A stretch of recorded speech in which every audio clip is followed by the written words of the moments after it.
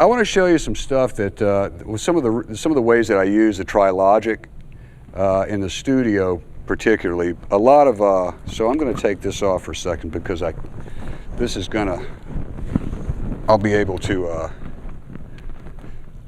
explain what I'm talking about better.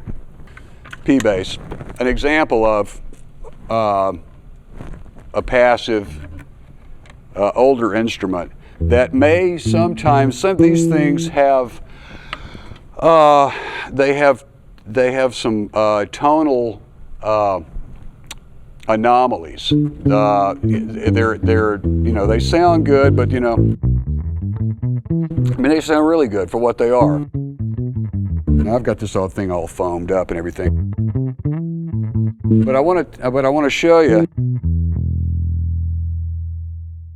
how much, what a difference it can make, and once again, how this stuff can come up to the track. And this, I really do use this thing a lot. Depending on the other instruments and where the bass needs to sit in a track, you can turn the mid down, the bass up. The difference.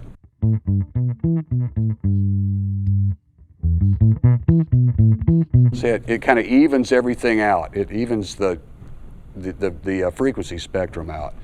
So I mean, for that, you know, I got the bass cranked up a little. These things are typically kind of mid-range heavy. So on for example, on this, you know, pump the bass a little bit. You know, trim the mids a little bit. And a lot of passive basses are not as loud. Some of them are louder, but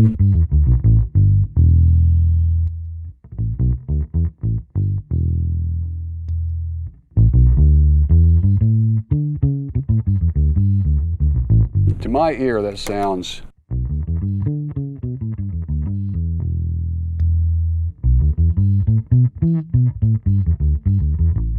more even. Or you know.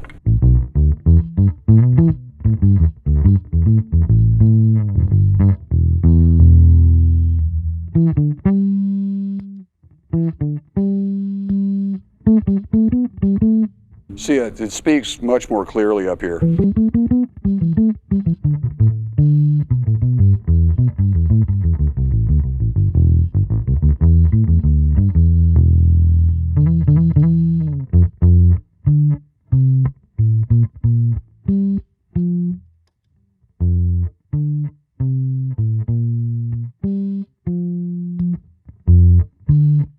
Now, of course, it's a little bit louder, but the tone is what we're talking about.